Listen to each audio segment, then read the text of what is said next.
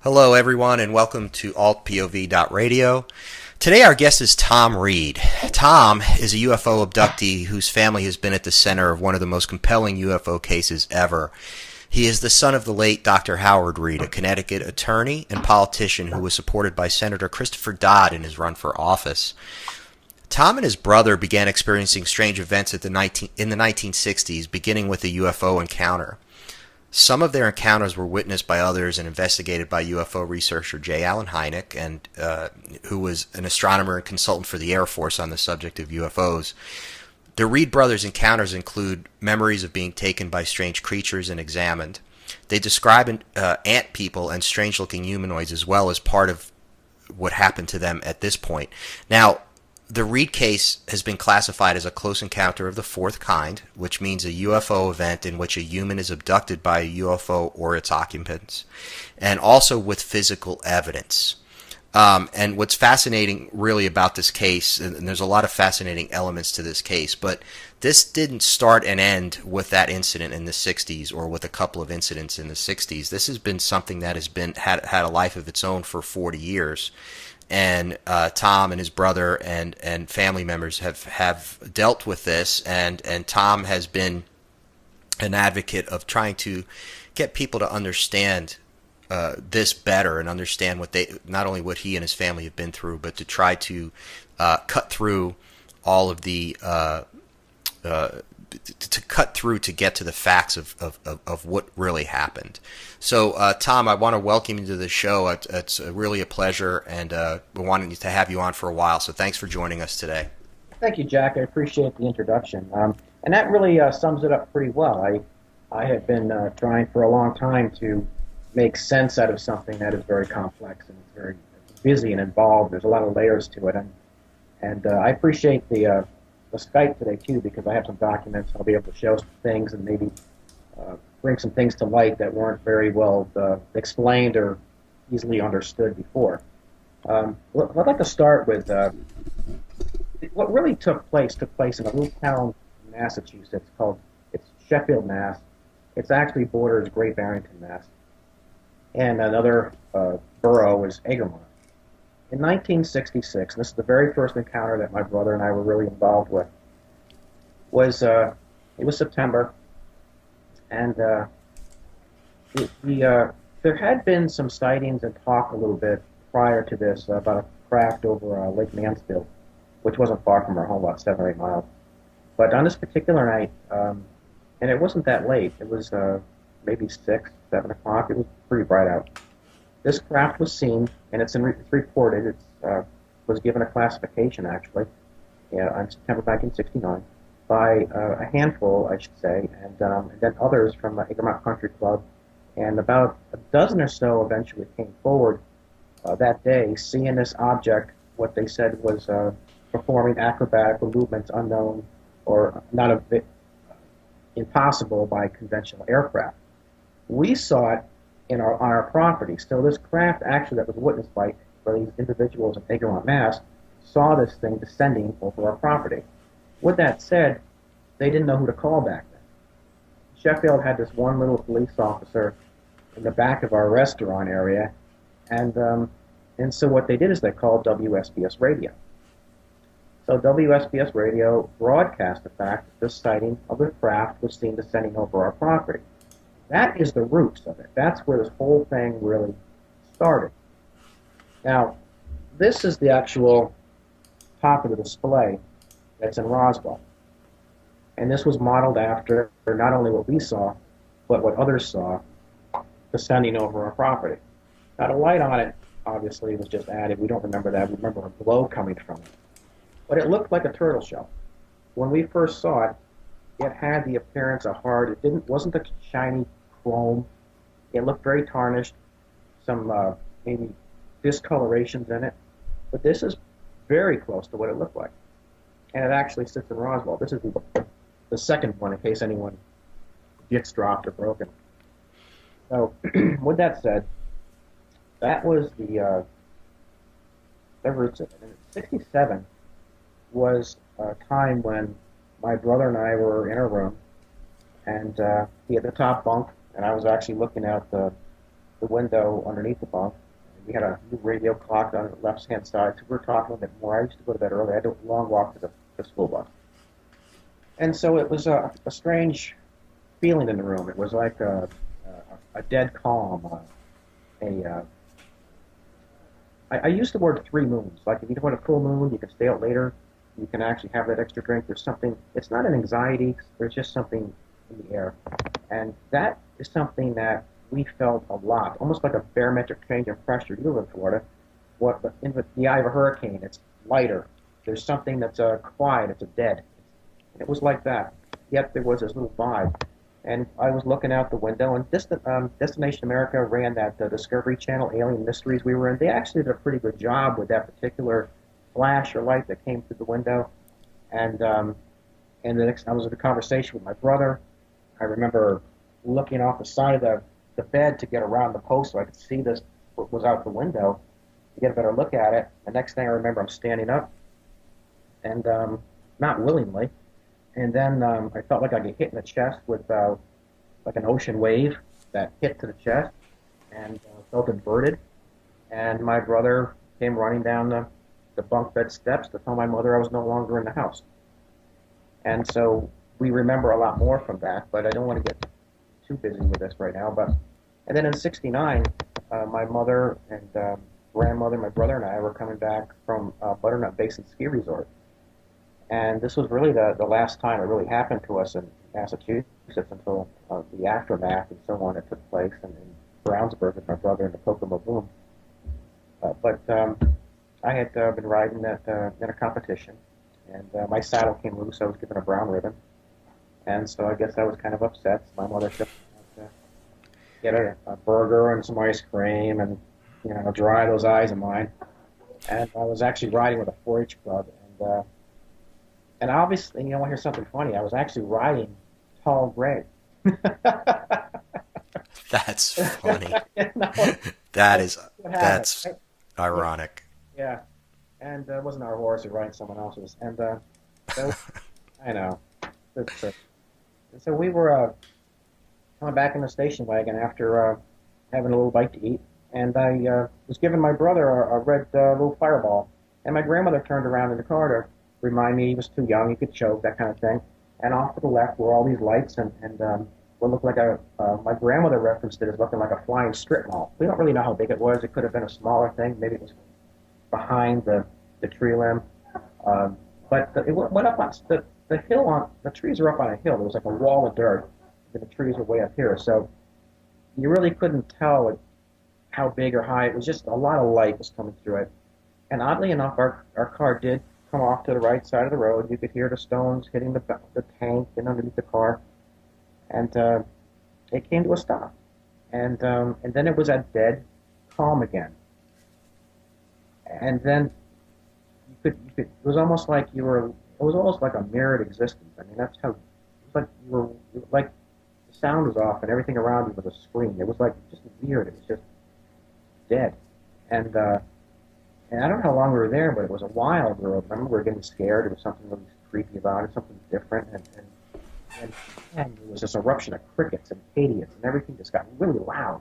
And that's the last thing we remember from being in the vehicle. And then we remember what took place, and I remember a big room that looked like an airplane hangar, maybe. It was very dark. There was some trays to the right. There was a window or a door over here that I could see. And then it was, we all had our memory from that night.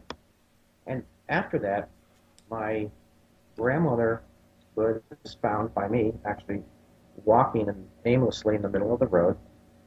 And my mother swore the car was facing a different direction, and so on, and it was. And my grandmother would walk into the store next to our Village Green restaurant, which was in Main Street in Sheffield. What happened was when we came back, my grandmother, she actually, and no one else was conscious, so she gets in the car, and I don't tell people this because it's really not, doesn't add a lot to it, but she got back in the car, we wouldn't respond, so she drove for help. And the first place she knew to go was to go to our restaurant because that was the closest place in town, and that's where people congregated. And the police department was behind it, the fire department, and so on. So she takes the car and goes back in downtown Sheffield throws open the door and starts walking in the street. That's when I see her, and she gets some help and goes in, and that's how the night ended there. But my mother would sell the property after that. She sold 35 acres to one individual, and 40 went with the house. She sold, I think, 35 to Dr. Richard Stevens, who was a dentist in town. And so that was actually the one that when it really made air. That's when the WSBS radio really started talking about this. There were a lot of witnesses. Children in schools started drawing these sketches, and they would hang in the back of our classroom underneath the chalkboard. And I actually have, this is actually the letter that I got a copy of from WSBS radio that actually hangs in the Roswell Museum today. And the town has been very supportive because, like I said, this wasn't isolated to us. And so as of recently, the Historical Society has adopted it, if you will, and it's going to be a featured topic for them. And I guess really moving forward and what took place with my father, he ran for office and he did 2 terms. And while he was in office, he met another Democrat, Robert Fletchman. He used to work with J. Allen Hynek. And they became very friendly. Fletchman's office was not but half a mile from my condo in Manchester, Connecticut. And so I would see him Fridays. I used to get off work Fridays, scoot out a little bit early, and stop by his office. And we talked for, I'm going to guess, about 3 or 4 years. And when I first walked in there, Fletchman had a glass window back of his office. And I would sit in the chair facing the desk, and behind me were all these pictures that were taken about the Hudson River Valley UFOs. And so I didn't really know why my father first wanted me to speak to him, but he thought this guy was reputable, respected, an attorney. He knew the value of it. Go talk to him, son. And that's kind of what happened. So I ended up retaining him as well for a lawsuit against the Donald McIntyre. So I had lots of reasons to go over there. And so we became very good friends. And so the more I talked to him, the more interested he got in the accounts of Sheffield and the letter and the radio broadcast that went out. And because those who had called and reported this thing were pillars in the community, because a lot of it was a private country club. So they weren't lawn care, vehicle maintenance, those who get dismissed very easily for whatever reason, just because of their title. So he loved the fact that there were some roots here. So he asked me if he can investigate it and look into it. So he goes through some files, I guess, because I guess he worked with J. Allen Hynek and found out that it was issued a classification. Even though I think it was a CE1, it was still given a classification in September of 1969, which technically makes it a Project Blue Book case, I would think. Not 100% sure, but it very well could be. And so at that point, Fletchman had shared some interest in putting together a symposium at the United Nations. And my father was like, hey, I'm in office, yeah, thanks a lot, but I don't think so. So Fletchman agreed to just mention the environment and how it affected us and the crickets and that sort of thing in support of cash and land domain. So being that we're friends, I thought, why not? It's in New York. How much can, what can come from that? And so, right. So there it goes. It gets mentioned on October 2nd, 1992 at the United Nations Symposium in support of 33426 through the Parapsychology Society, and the president of that was Muhammad Ramadan. So it was only in support. But what was interesting was the documents that my father got back that were stamped on October 7th. There's a lot of information there. So that is really what happened with our case. Now my brother gets tied up in this Kokomo boom, which I'm sure you've heard about. Betty Pavel lives over there. And I'm not going to nuts. He finally saw this ball of light and followed it. And son of a gun, I'm going to get it on film this time. And so, lo and behold, he gets wrapped up in something again in Avon and Brownsburg, Indianapolis. And of course, Officer White came out, the Bigelow-funded Star Team people came out, MUFON came out, it was a madhouse. And everybody got in, wanted part of that because there was radiation reading, the magnetic field. They had more instruments to test this stuff now, Geiger counters and so on. And it would spin a compass. And I've got the footage of that. Debbie Cobble actually recorded some of that. She was actually brought in. And it would spin a compass from 1.5 to 2 feet away. It would pin it around a farm. So there is evidence to something extraordinary happening, and then you've got the witnesses and so on and so forth. So that is really what happened with the events themselves. But the aftermath has been crazy. There's been an awful lot of deaths and that sort of thing, but that is really the events themselves. That's really it. So my thing is, I like to shoot for, and what I like to talk about is I like to talk about the magnetic fields, the radiation readings, the paperwork, who investigated, the tangibles, because that's what I think this phenomenon is missing. And so when I run into someone like Sherry, who worked at NASA, or someone else that I can sit down and they can really share some interesting facts, that's who I like to spend my time with, because those are the people that we can help each other and try to find out, what is this about? Well, it's validation. Plus, then you hear their stories, and again, it's validation. But you're also coming from the same place of, an objective analysis, because that's the way you want to go about looking at what happened. Now, of course, there's some subjectivity. You're personally involved, so it's hard. There were a lot of strong emotions associated. I want to we're going to bring in Sherry now. We're going to get another guest on the show for a little bit here before she has to go. I want to bring Sherry on, and I'll just tell people real quickly. Sherry, and the reason I'm not mentioning her last name is because she's asked that we don't do that, and I want to respect that. And the reason is that Sherry worked for NASA from 1988 to 2000, and during that time she was a senior document control specialist for DoD missions, and that's Department of Defense missions, on Launch Control Rooms 3 and 4. Now, we're going to have Sherry on the show to do a show with her, because she has an amazing story to tell about something that happened during her time at NASA. But we want to bring her on now because she's gotten to know Thom very well, and I think she has some good insight into the way Thom has kind of gone about bringing this case to light, and the way he's tried to investigate and dig up the facts. So, Sherry, are you there? Hi, Jack. Hey, Sherry.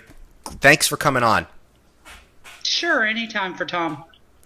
Well, we wanted to have you on today because, and I've talked to Thom several times now over the last year or so, and he's very. It's very important for him that he deals with documents and tangible evidence, and not only going back to the trace evidence of when all this happened to him and his brother and subsequent events, but really paper trails and everything like that. So can you talk a little bit about how you met Thom and kind of why you were interested in helping him and helping him get the word out, and how your background at NASA kind of perhaps made you see that this was something that Thom was doing it the right way?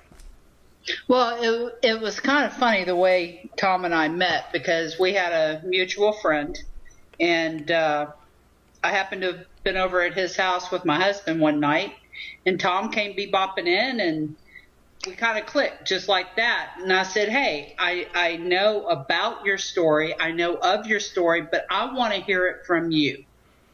And I said, just so you don't think I'm crazy, this is what happened with me. And I told him, what I had witnessed. And he still wasn't quite sure how to take me, because I don't think he realized I am what I am. I do what I mean. I say what I mean. That's me. Right. And once he figured that out, Thom's pretty much been an open book to me. But he had to know that I wasn't somebody that was out for me. Right.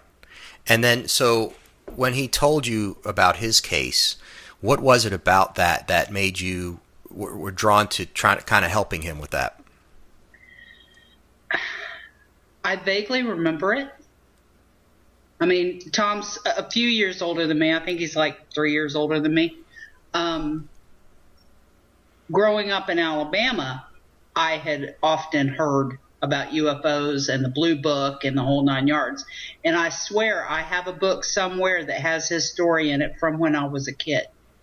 But I didn't put 2 and 2 together until many meetings later that I'm going, this story sounds so familiar. I've always had an interest in UFOs, not to where I watch the skies constantly. But my dad followed the rockets. You know, he worked on the Apollos, the Saturns, and then we moved away and moved back when they started the shuttle. Okay. And what are the things that you and Thom would, kind of get in your conversations? What would you talk about? We talk about everything. Anything and everything under the sun. We always have. Basically, he's encouraging me because I look at my situation that I guess what I found out earlier talking to him, the same way he looks at it. He doesn't think his is that interesting. I don't think mine is that interesting because mine was a blip. His has happened several times over several years. Right. Well, I can tell you that both of your cases are very interesting. So, we'll push that notion to the side. Well, again, whether it's a one-off, as was yours, and we'll get into that in a later show, but right. Or something that's been going on for there are elements of it and things that keep happening over the course of decades. Again, it's still part of the same puzzle, and I think that's what it comes down to. So, but I think that for Thom, and he had mentioned it, we'll talk about it more as the show goes on. But when something personal happens to you,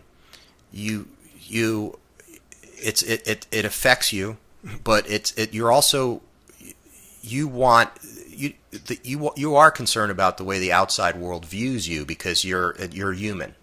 Yes. And I think that, and these claims, they say fantastic claims need a fantastic amount of evidence or whatever they say. But, so I think that, from that standpoint, having people around you with an objective point of view, and certainly people who have worked, you were in the front lines with NASA, period. I mean, when you're there at the doing these launches with the Department of Defense, that's a big deal.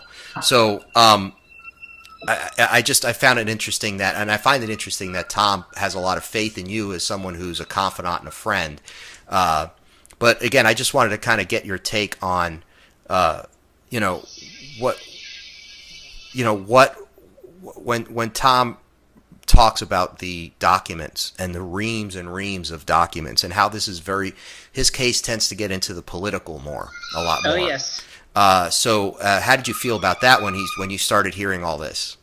Having seen his documents, having seen a lot of the documentaries that have been done for Thom, it's just unbelievable to me the amount of documentation that he has and still has trouble with people believing what he and his brother went through.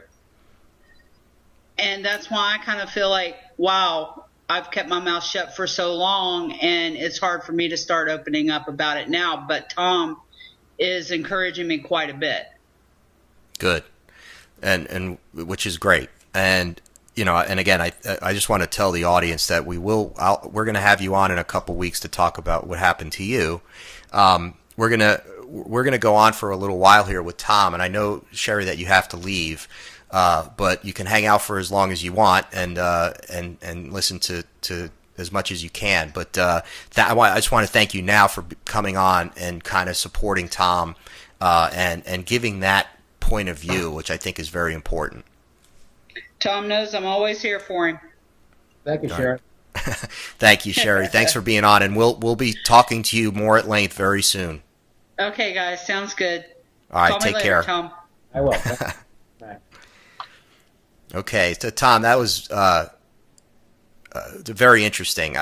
She obviously was on the front lines, had a lot of experience doing what she did, and but again, I want to reiterate, and we're going to get into this now. I want you to get into this. So you have these things happen, but when do you really start digging? At what point in your life do you really start digging more into this?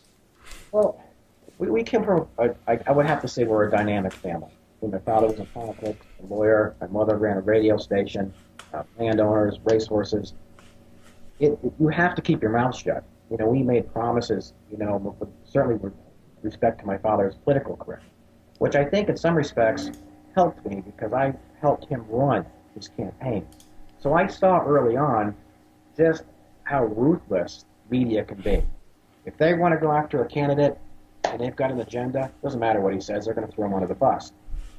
So there were a few things, my father would say to me, and growing up, I wasn't sure why, but one of them would be, you are the way other people perceive you.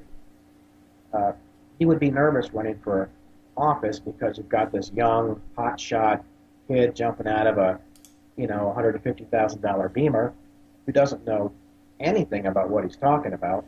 And then you've got somebody who's just an average guy who wants to do the right thing for the city. So where are people going to lean towards? So he was very, very focused on how others would perceive you. And that's where we started really documenting things, because a lot of hearsay doesn't mean anything. But documents speak for themselves. Document everything. And so we had them. And then when my father died, murdered, for lack of a better word, on the same day that our case went before the United Nations, October 2nd, I looked at that and thought, wow, you've got 365 days a year that you could die mysteriously and the same day. And then to find out that the CDC would come in and look at the building and that the building would be condemned. And what happened? What happened to your dad? Well, I have these are the medical records for my father. For the hospital, he's pretty much all right here. I've had another doctor look it over, so it's not going to be my feeling on this. This is what's in here. My father went into work on October 2nd, and perfectly healthy. A few hours later, his head hits the desk. And he has his laptop on his desk, a little Mount Blanc pen which was missing. And they rushed him to Yale New Haven Hospital. And they thought originally Legionnaires, pneumonia, they test. And so the first things the doctors did was hit him up with antibiotics. He was a political person, Yale New Haven Hospital. Everybody knew him, had the best doctors, you know how it is. And so they just kept giving him antibiotics. What they didn't realize, and what is in there, is that my father had a rare and deadly fungus in his blood somehow. And so when they gave him the antibiotics killed the good bacteria as well as the bad, and it shut his heart down. So he didn't really die from what he had in his system. It was when the doctors gave him the antibiotics, it killed his defense for the bacteria and the fungus in his blood. That's in those records. So if you really wanted to take somebody out clever, and then when the CDC came in, they found something in the air conditioning unit. And they found there were some fresh ceiling tiles that were recently put in his office that were not there before. I'm not really quite sure what that means, but somebody was in his office for sure. And so that's how he went. Now, we had a doctor that evaluated our records, two of them actually. Dr. Reddy, actually, out of Atlanta, was the last person. He actually met with Travis and I when we were at DragonCon. And he went over the records as well, and pretty much came up with the same synopsis. I mean, it was a fungus in his blood. You give him antibiotics, boom, it's gone. And so it's not really a clear, you can't say, murder, but you can say that he was set up to be killed. And does this go back to the UN well, my incident? my father was going to write a book about the papers that he had gotten back from the UN address on October 2nd, you know, the 33-4-26 meeting with Robert Fletchman, his friend, and everything. And there were all these UN documents that came back that were stamped later on, and so he was getting ready to retire. So he came to Florida because, oddly enough, I had been hit by a tractor-trailer truck on December 19th, 7 months before my father died. So he came to Florida. I could have done it. You know, it's a coincidence, I'm sure. There's a lot of coincidental things happening here. But I'm not going to, you know, reach. But I was almost killed. You know, and so my father comes up because he's got a boat on Hutchinson Island. So he comes up, stays on the boat, and visits with me, and we're talking, and he says, you know, maybe it's time we do that book, you know, and Fletchman was still alive. He was quite a bit older than my father, like 15 years or so. So he wanted to put the book together. So maybe he was making small talk with me at first, but it certainly made good sense. Let's write the book. And he had all these documents in his briefcase. And a lot of them, I think, were quite, there's a lot of stuff in there. But to me, it doesn't make a lot of sense. I don't know who this person is, or that person, or what this means. You know, I didn't try to dissect it yet, but I know I have something that really of value and that I don't think has been released yet. And so I think when he went to write the book and talk about it and got Fletchman involved, and Fletchman ended up becoming the public relations director for a MUFON. So when he went back to talk to Fletchman, if Fletchman had said something to someone, then the next thing you know, my father is a political person. He's already been published. He could call up the radio station and get on because he has ties with politics. He's a lawyer, so he knows what he's doing. He had a lot of people in town. Mayors were friends of his. You know, Senator Christopher Dodd used to come over our house for dinner. I have had coffee at the governor's mansion. Not that that means anything. But, right. Well, your dad was connected, yeah. So if he wanted to say something, he could say it and get away with it. And so I think when he was getting to retire, he thought, why not write a nice book? And when you say write a nice book, so with these documents, and these documents were that had UFO documents, or was certainly care about F-4 fighter jets being paralyzed to fire. There's stuff in there. The Pentagon, UFOs are a threat to us as much as we are a threat to them. I mean, there's quotes in there. The Greece Ministry of Defense. You wouldn't believe what I've done. So these are serious documents. These are very, very telling documents. Yeah, and they're stamped 5 days after the UN address. Okay. And do you have those documents now? Were they taken or? No, I've got stacks of them. Okay. They're going to go in my book. All right, good. No, because that's because if I get killed from some virus or victim of well, you know, look. You know, considering what's happened to your family, considering what happened to you, I mean, this is something, again, you know, they always talk about how sometimes abduction experiences are generational. And oftentimes we also hear that they're military families or government families, and that people tend to be abducted and the kids are abducted. There's a lot of very high strangeness just in that alone. So I'm sure that your mind was probably like, whoa, what? Really? I mean, I just, you know, I do, it isn't, your father did pass away under odd circumstances. And I think the fact that he had, you know, all this information that he was going to write a book about, you know, you have to at least think about that could have happened, you know? Now, did that scare you or? Well, it goes further than that. Not much passed after my father. And then our doctor, Michael Buckner, who evaluated the marks on my brother's chest, who tested my son. He was a director of a center. And my son seems to have some unique, he's demonstrated some very powerful foresight, routinely. He still scores higher than coincidental chance, so he's adopted the nickname Chance. But if you look at tractor trailer truck, December 19th. My father died mysteriously 6-7 months later. Fletchman died not long after my father. And then Michael Buckner died 8 weeks after going public with his medical records. And what happened to him? One thing that I have never told anybody, because I can't connect it, but I can share it with you. I had a front page story come out in Knoxville, Tennessee. My girlfriend died 12 days later. I have never told anybody that.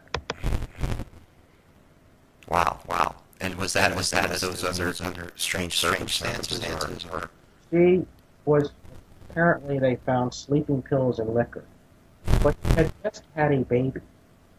You don't take sleeping pills when you breastfeed. And you don't drink when you breastfeed.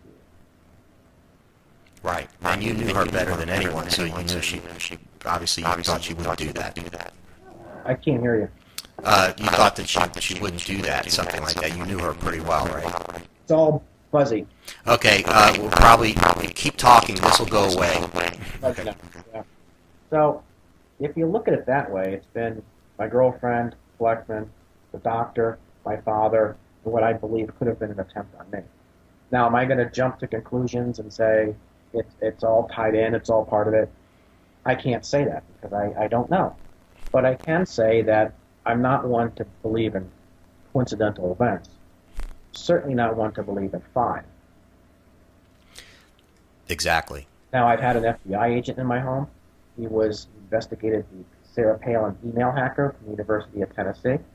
I have had a very colorful individual come here from Colorado who sat me down on my front steps, put a badge in my face. He was from Key Point Government Solutions, a division of Homeland Security. Asked me if I travel internationally, if he could see my computer, if I was savvy with computers, did I know this person, was I familiar with this individual. And my son came outside because he saw this guy with, it didn't really look like all that. He had the khaki Kmart manager pants, you know, and the little blue tie and the blue shirt and everything, sport jacket. But and I thought, you know, when I first heard the doorbell, I thought, well, maybe he's a vacuum salesman, you know. But there comes the badge, the whole bit. And I'm like, you got to be kidding me. And so he talked to me for about 25 minutes. And before my son came out, I wanted to go in and let him know something was up. This isn't normal. And he wouldn't let me go in the house. What do you need to go in the house for? What's so important? And I said, I left the iron on. That's what I told him. I left the iron on. So he let me come in like, Chris, you know, camera, you know. Right. And he comes running out. He was actually in a green pair. We have a hot tub, so he was in green, you know, shorts and hot tub. And so he's out there dripping wet. And the guy's probably wondering, you know, what are you doing when you're dripping wet sun out here, right? But I had to get someone out there to witness it. And then I didn't see his car. So I said to him, "Why don't I see your car?" And he told me, "Well, you're not supposed to." And then I asked him a question. He said, "I'll be asking the question." So I just, okay, enough. You know, something. This is a, and I have his card in my wallet. So if you leave, but you know, there's just been strange things like that. And my lawyer, I don't know if I have her letter here. My attorney was trying to take the information that we have and bring it to a court system to have a memorandum of law rule on it, so that no one would be able to say the documents we have, the polygraph test we passed, the documents from the UN were claims, right? Because they're not. They are. People say to me, "Where's the evidence?" We have it. Well, we know we don't have a craft. Right. Documented stuff that this is a real event, and I've got a lot of it.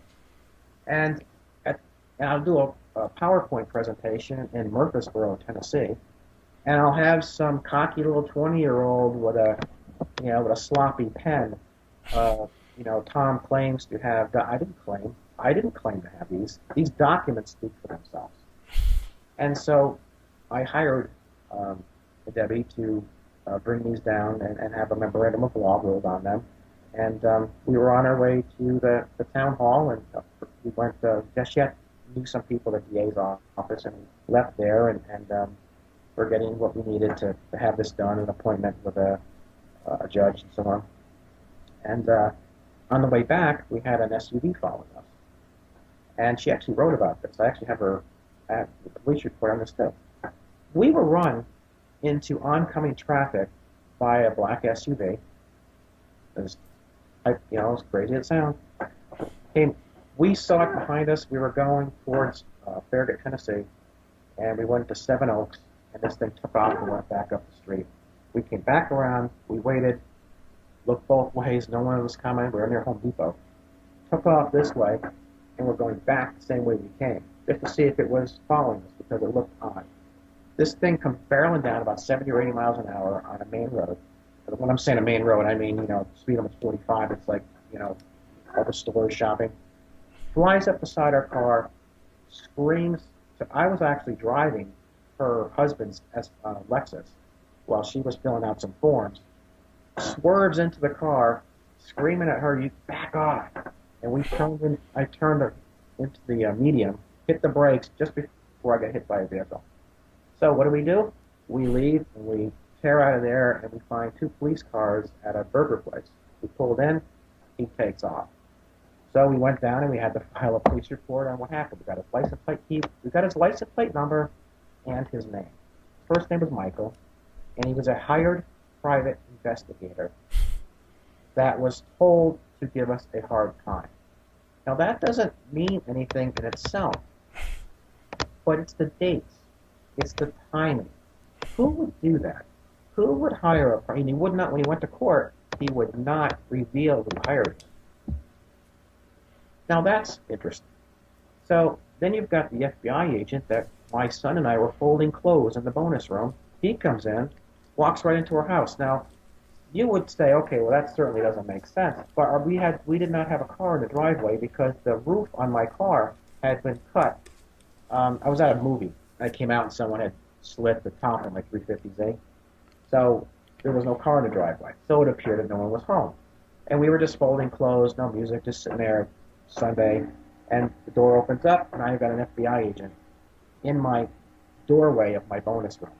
So I'm sitting there with clothes on my lap, looking at him, thinking, is that your friend's dad or something, And he's looking at me like, so I'm like, he leaves. I'm like, I'm taking the clothes, right? And I'm like, what the, right? I put him down. He goes down the stairs, jumps in his car, and takes off. So I don't see him again for like 2.5 months. So I go to a burger shop in Turkey Creek, Tennessee, and I go to Beef O'Brady's. And sure enough, there he is with a daughter or a niece. And so you remember me, I had a pretty good, I wouldn't forget his face. And anyway, he was reluctant to tell me who he was. And so he reaches in his back pocket. He was left-handed. Pulls out a FBI, and believe it or not, it said special agent. I didn't really know they said that, but it does say special agent. And got his name. So I Google him, and sure enough, he's tied into the email hacker, Sarah Palin, which means that he specializes in communication. No one was here. My computers are here. I'm not reaching, but these are not coincidental events. They can't be. There's too many of them. No, and plus there's, with so many other cases, this is the modus operandi of how they deal with what they do and how they harass. I had 2 credit cards canceled per my request. I'm 54 years old. I don't cancel my credit cards. Right. Right. And let me ask you, Tom, why? Why? Like, is it because you're talking about this, right? I mean, it's the bottom line. You won't just let this go. You won't just say this happened to me when I was a kid. Period. Done. Well, I think that after my father died, there was a proclamation put in the city. There's actually a holiday dedicated to our family, October 6th. Day was buried. And there's a bench in the city green dedicated to our family and the contributions.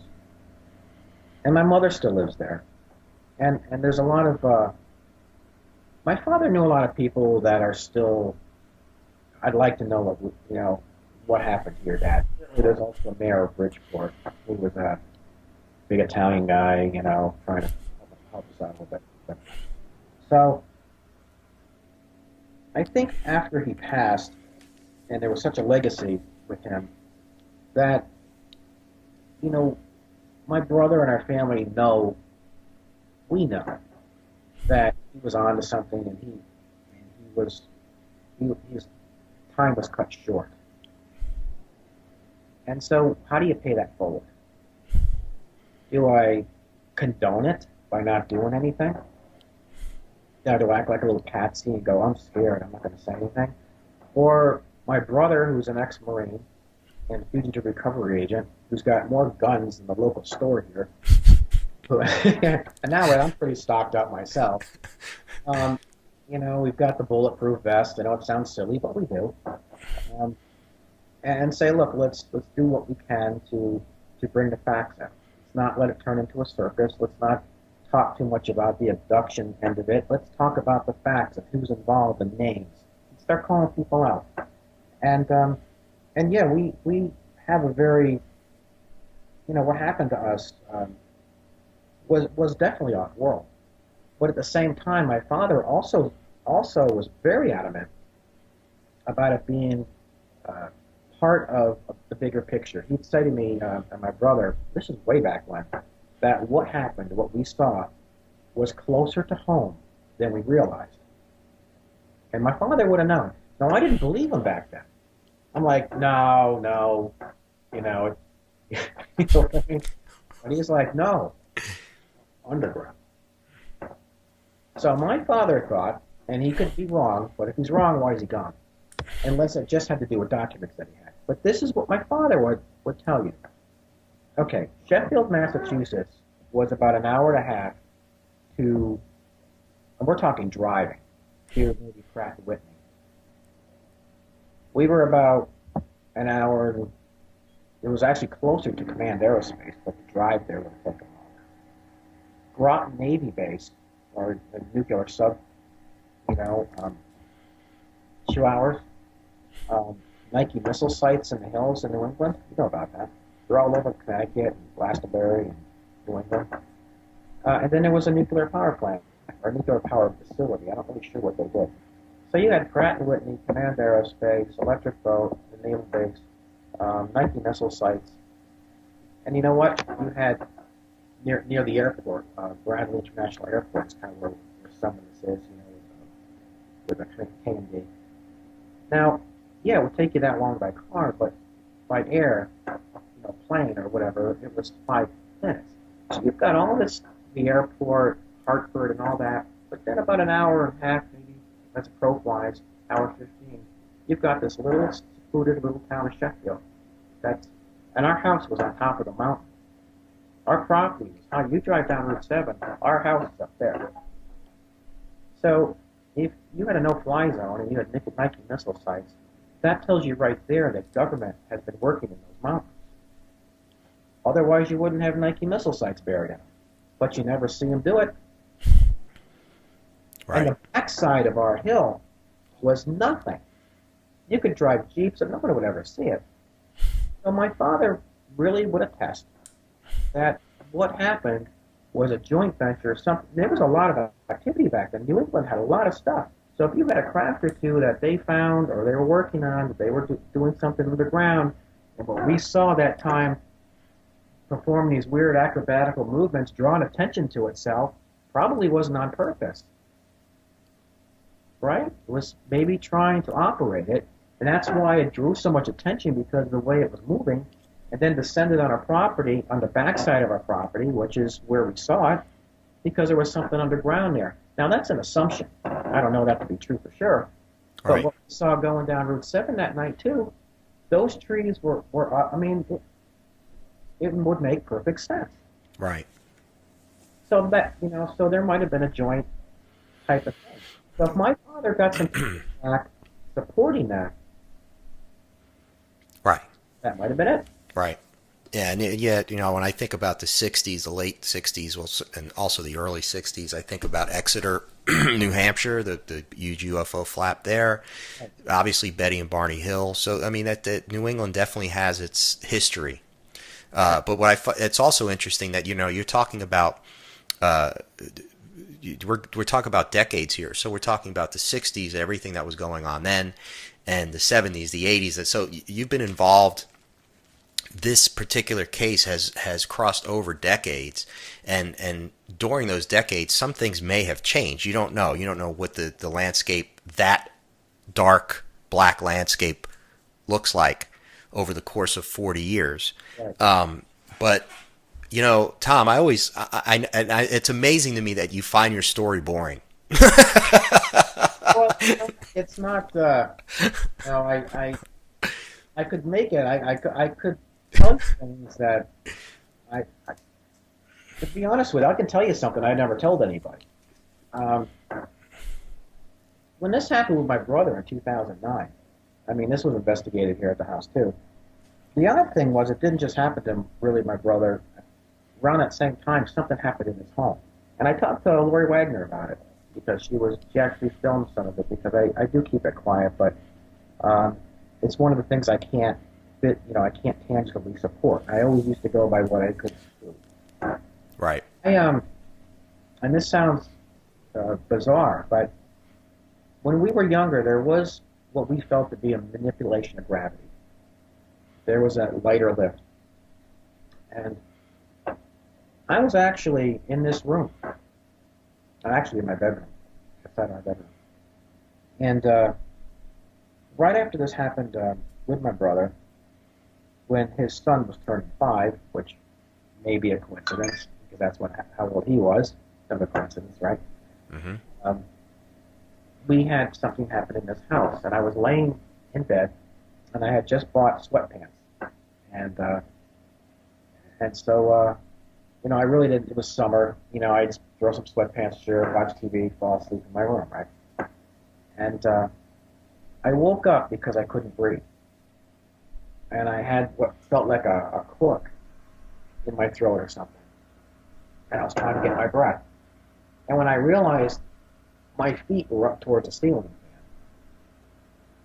I know how this sounds, but it's true.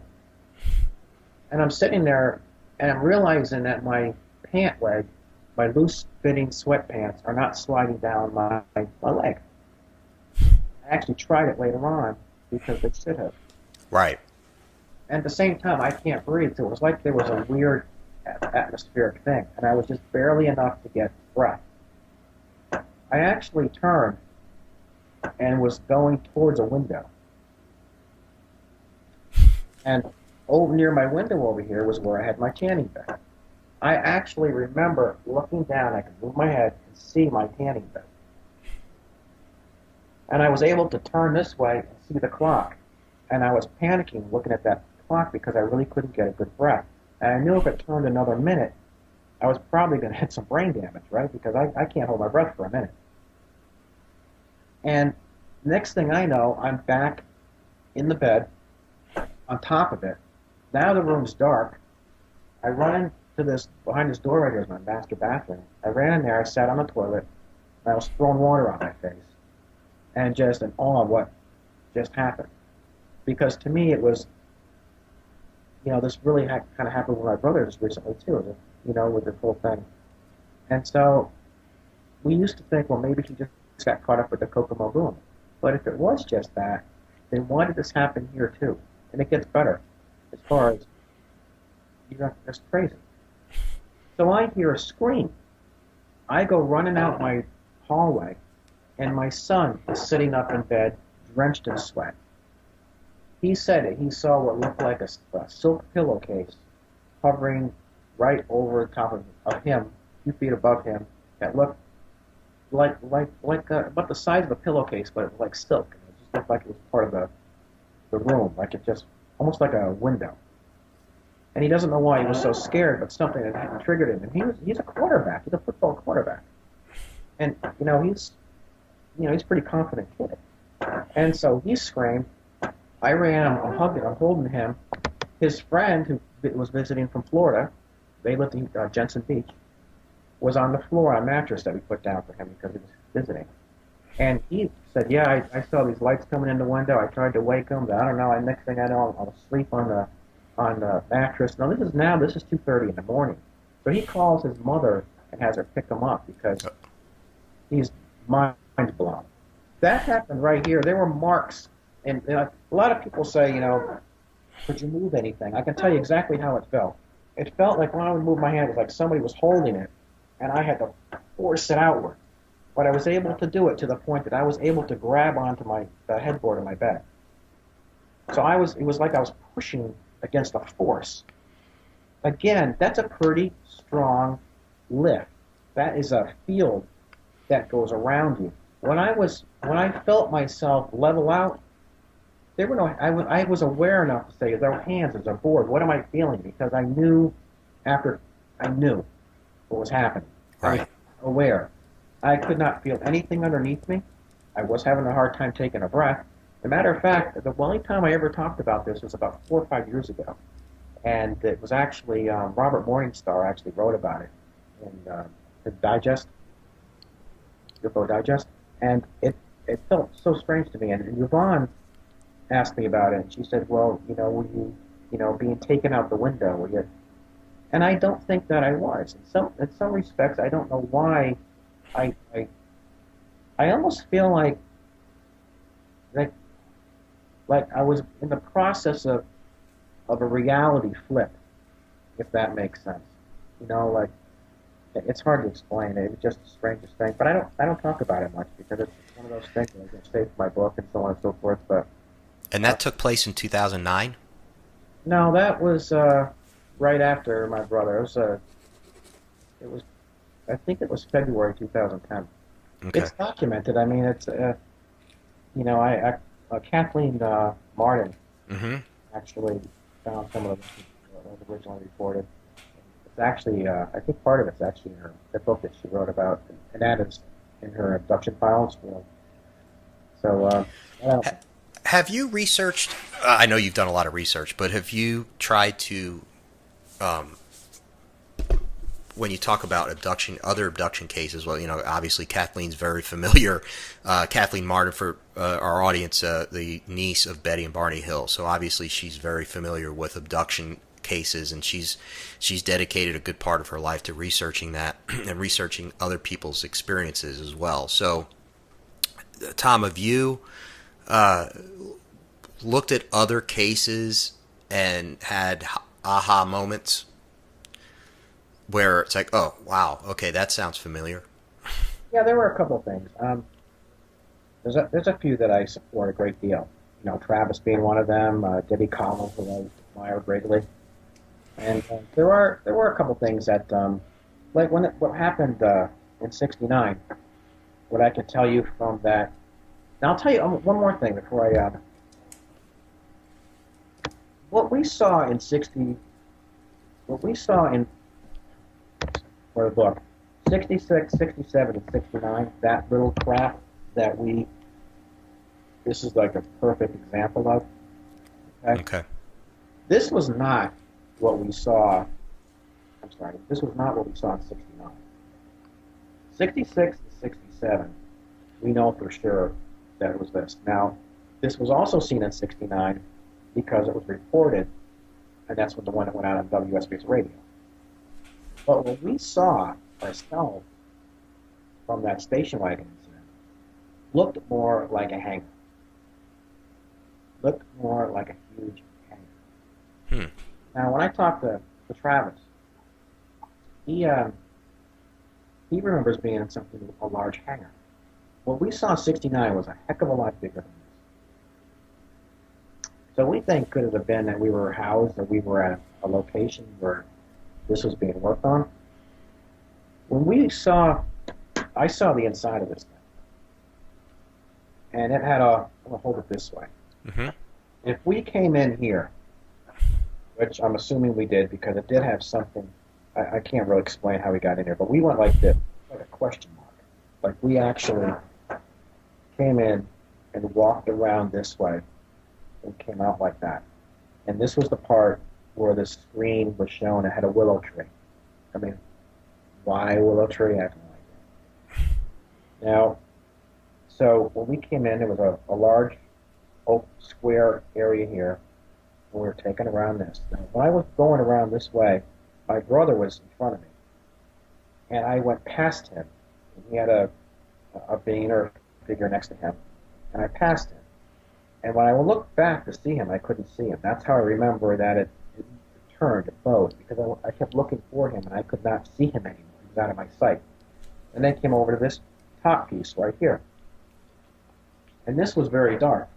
Now, I don't have any idea what happened over here. But I can tell you that when we came in this way, there were rooms or openings around this area.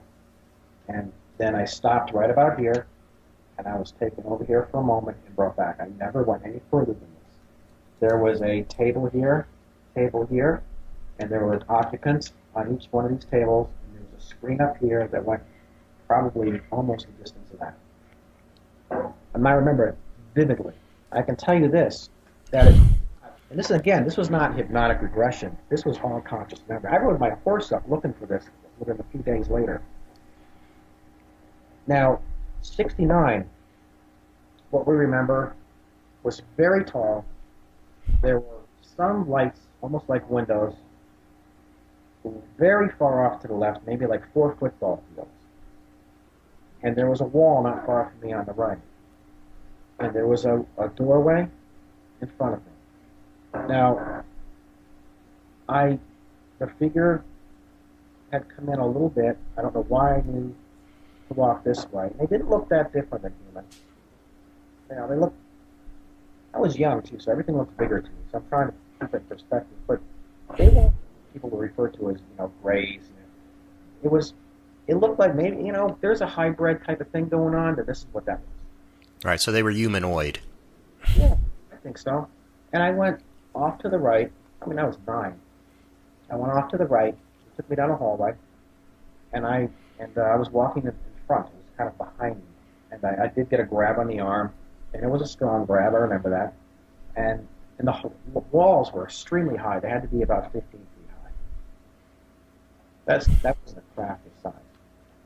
And I'll tell you something else. These walls jetted left and right here. There was no windy, modern, And I got to this T, which wasn't that far down. I got out of the room, I took a right, I went down maybe 10, 15, 20 feet, and then went left or right. And again, I looked up, and I could see how tall these walls were. And I was taken to the left, and I was taken into the first room to the right. This room almost resembled a room that you'd have an MRI machine in. It had the boat-out room that looked like a can, like an imaging center. And then when a boat out, there was a pocket to the left, and a boat out, and there was a pocket to the right. And on the right pocket, there was actually an opening. On the one on the left, I don't remember seeing an opening, but that's where I saw these things that looked like an insect or an ant. They were about 4.5 feet, 5 feet. My brother said they were taller or lower. I think they rose and raised themselves. I was to sit on, it wasn't a big table like examining table. I was to sit on this thing that was very low. And what I saw on that craft, those 2 tables that were side by side, they were also very low. If I was 6 or 7 years old and I could see on top of that, they were low. So the humanoids were low. They were small. So when I got in this room, there was a whitish, I can't remember, something like that on behind me. And this insect type of thing that I don't know what it was. I say to myself to justify it, we've had birds with 36-foot wingspan, so just because we're familiar with a bird that's big doesn't mean that insects can't get that big too. So that's why I justify it to myself, because I don't know how else to make sense of it. Right. But when its head turned, it looked like an egg, like a brownish gold egg. Discovery Channel gave it buck teeth and everything. Yeah. Thanks, guys. Right. So I ran off the table and I went out. To give it an overbite. And so I went out the side of this thing right off. I jumped off the table. Again, I was alone on this table. There were other humans and these guys over here, so I ran that way. And I went out around that boat-in area, out into a hallway, which was huge. It was bigger than a basketball court. And it had like a V. I'll show you. I'll just draw it. It had like 3 hallways in that intersected each other. Really looking like this. If you can see that. So I would have come out right about here, and there was a hallway to the right. Immediately to the right, this room would have been right about here, in this corner. I could hear voices coming down from here. I've always wanted to think it was my mother or my brother or family or something that was here. I don't know for sure. But there are voices coming from here. This area right here would be like an 8-lane highway. That's how wide that was. And the walls flowed outward in between. In other words, to be able to maybe handle the flow of traffic, if you were coming in, that looked more like a base to me. That not really look like a craft to me. And Right. then I got taken back. I was brought back. I was thrown in this thing, and this thing came over me that was on a two-part cage type of thing. The bottom one had like it separated from it. It was kind of rounder. I sketched it when I was young. It came over me. It did not keep me tight. I could see my sneakers. I could see my pants. I could see my clothes. All I had them on. And then there was this oval circles in the thing, and there were these packets put on the side of me that looked like raisins. This is the stuff I don't talk about. I always stick to the facts, right? This is my stuff in my book. You hear it here first. That's fascinating, yeah. Came up on my leg, on my side, on my chest, and on my face. And they were about, let's say, about this big. And they looked to have something on the bottom of them. And when it went over my mouth, over my face, I felt a couple taps to the head. And next thing I remember, I'm back in this room that I was in when I first came. Now, I don't tell anybody that. Really. I talk about it a little bit. I was in Lexington, Kentucky with Travis at Scarefest. And we're sitting around, and it's, meet the press. And so they're serving drinks. So, I'm getting, oh, by the way. Right. So Travis and I are, and I'm just eating, and we're talking to people, and I started talking about those raisin packet looking things, because I don't know what else to call them.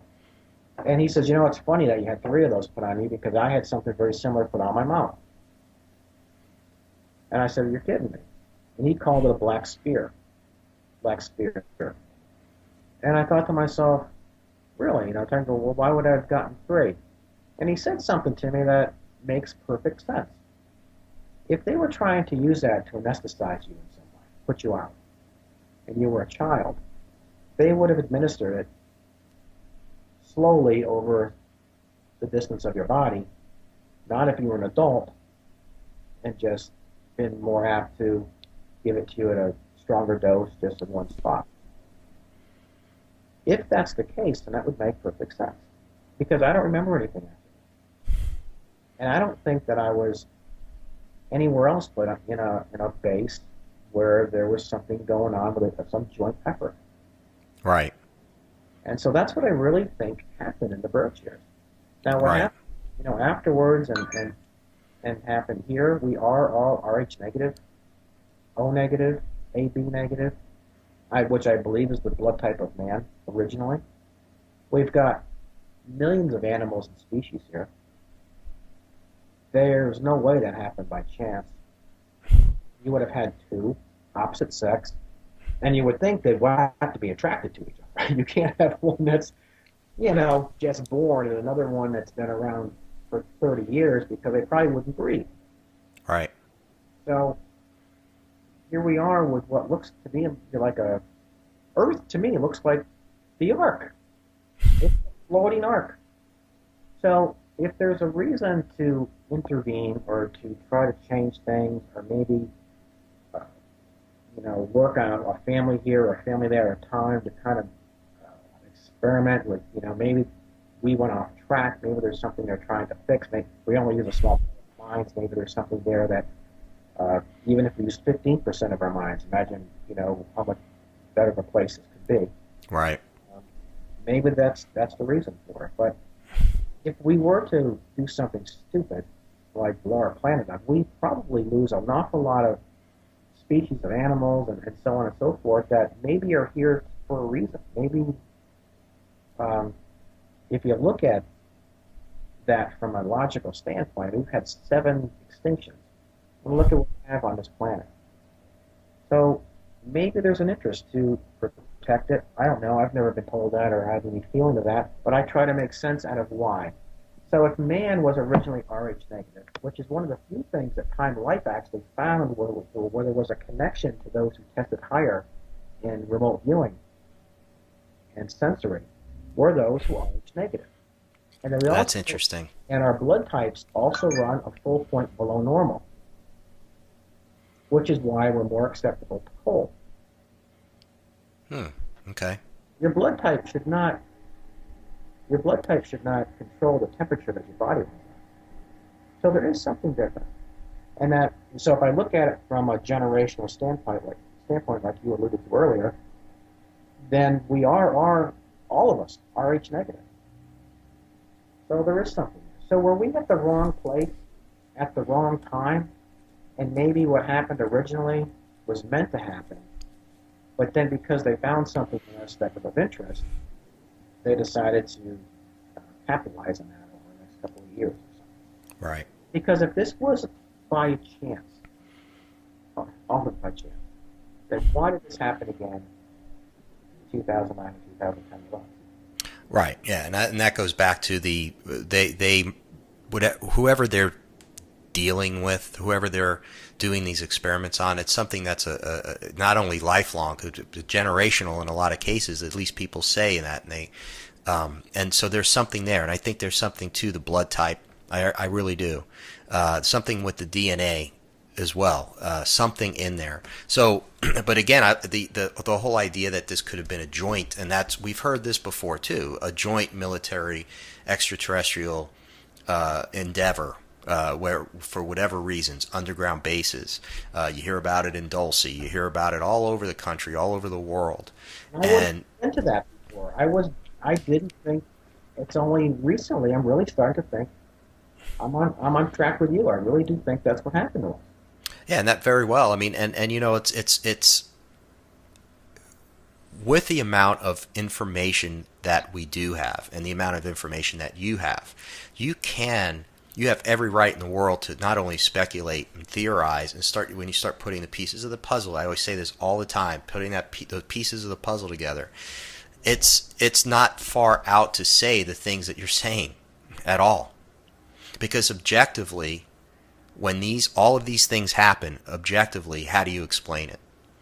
If you explain, right? If you were like a debunker or a skeptic that would say it was a mass hallucination, what I would say to that is that that's more fantastical than what we're saying, because really a mass hallucination, that doesn't even make any sense. So from an objective standpoint, it makes no sense at all. So something's happening. Obviously, there's physical trace evidence. Hallucination doesn't leave radiation readings, trace evidence, witnesses, calls to the radio station, doesn't find its way to the UN. Exactly, and then subsequently, I wrote it down. So you have a private investigator, an FBI agent, a Homeland Security guy, all harassing you in one way, shape, or form at some point. I mean, it's like, okay, well, that to me, that's a huge red flag. It's a huge red flag, because why in the world would they be interested in you and your father and your brother? And you have to look at these things. You have to say, you know what? If one thing's a coincidence, then three things aren't a coincidence. You know, like why, right? Right. And I've always tried to do that. I've always tried to say, you know, if I jump to conclusions or I overstate something, I'm so worried that it's going to ruin everything that my mother and our family are trying to prove happened to our father. Right. So I can't go out on a limb, because you say that right. one thing and it's like, okay, well, then it dilutes it all. Oh, right. Because that's all the ammunition certain people are going to need. Right. Exactly. Term abduction. It's not that I don't agree with it. It's just the media looks at it in a way that's, you know. So right. I try very hard to stick to the facts, and that's one of the reasons I like talking to Sherry. You know, right. And she also keeps me in check a little bit when I use terminology, because she'll use, you know, extraterrestrial vessel, you know, and terminology that NASA would use. So when I speak to her, I get away from UFO to, you know, extraterrestrial vessel and that kind of thing. And I think when I speak to media or I get an interview with someone outside the realm of this subject, it's perceived, again, my father, perceived better or more in a way that they can actually, it's powerful for them because the way you deliver it. And that's right. what I've been trying to do. And sometimes I just want to say screw it and just say what I want to say. But I know the minute I do that, you know, I'm going to wait for the book and I'm going to wait for my time and then I'm going to blow the roof off it. At least I hope so. No, you're going about, yeah. So I'm trying. I think no, you are. And you're going about it in the right way. I have to say, you really are. And I think that's important. Thanks. Yeah. I think the papers that my father had that got him in trouble, I believe I still have them. I don't know what I'm looking for, but I do have a researcher right now, Debbie from Maine. That's going to be going through some things. I am talking with Peter Robbins. Actually, is going to help me with my book, and it's going to be written very similar in the way of Left of Eastgate. So a lot of Peter's a top-notch guy and a heck of a guy as well. So yeah, that's a good choice right there. Peter that'll be great. He's going to clean it up, I think, a little bit. He's not actually writing it, but I am going to take what I can and have everything I've gone through the fine-tooth comb, and I'm going to put it out there, and there'll be pages and pages of this stuff, and who knows? It's one of those things. It's like General so-and-so was involved in blah, blah, blah, blah, blah. I don't know what that means. I don't know what, but I know that there's something there. I just don't know what it means. Right. I've turned them over, and we'll see what comes back, and I'll probably call you and say, hey, Jack, want to do another show? Oh, absolutely. We definitely plan on having you on. I want to ask you one more question. Because, the brother relationship. Did you ever talk to your brother and just look at each other and say, man, what a life? Like, do you ever have those moments with him? My brother has not been the same since 2000. I remember when I would say that, again, a lot of people say that this shouldn't be traumatic for someone. If I'm watching television and someone pounds on my window, I'm going to jump and startle. It doesn't mean they meant to startle you, but things will startle a person. Right. When you're young and you have your what you find to be a normalcy. I mean, we were in New England with Norman Rockwell had a studio not far from. This was the perfect little, horse Americana. Yep. And to have something change your whole belief. My mother has a master's in ministry. I used to be an altar boy. Mm-hmm. I haven't been to church since then, since '67. Well, right. Yeah, I mean, I'm sorry. This just changed a lot for me. So when your thought patterns change, and I'll use that as an example, from someone who's an altar boy to not even going to church again because you just know that there's,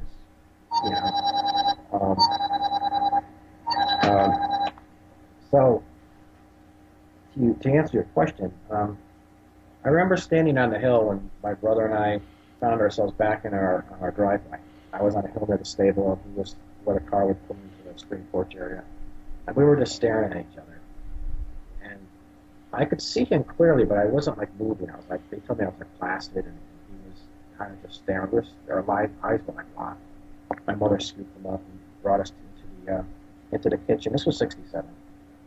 And we're sitting at this little round kitchen area. My brother was to the left of me, and my grandmother was sitting here. My mother was getting juice and aspirin for us and wiped us down with towels. And they were freaked out. And I slept on the sofa. My brother slept on the left seat. My mother had actually saddled a horse and was looking around the property. We had floodlights on these telephone poles around the property, so she lit it up. We weren't there. We weren't in the house. And so after that, we were changed a lot. I was getting in fights in school a lot. My brother started playing the drums and taking out his frustrations on the drums. I don't think we really realized how much it bothered us, but it wasn't meant to be traumatizing. But we never shook it. We really didn't,